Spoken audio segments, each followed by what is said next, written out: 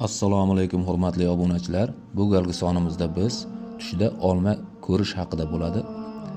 Ibn Sirin radhiyallohu anhu ning aytishicha, tushdagi olma agar ko'k bo'lsa farzandni bildiradi, qizil bo'lsa rahbardan, podshohdan keladigan foydani, oq bo'lsa savdogarlardan keladigan foydani, sariq va nordon bo'lsa bemorlikni bildiradi. Allohu alam. Agar tushda oq olmani ikkiga bo'linganini ko'rsa, biror ishda sheriklik bo'lgan kishidan jido bo'lishni bildiradi.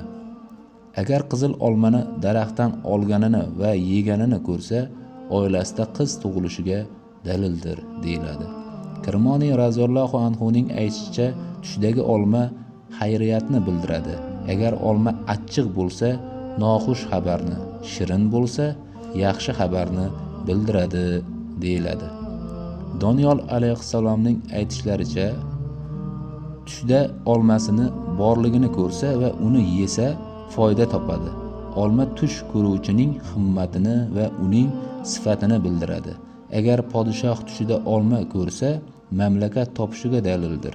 Agar olmani savdogar ko'rsa, tijorati yaxshi bo'lishiga dalildir deyiladi. Ja'far Sodiq radhiyallohu anhu ning aytishicha,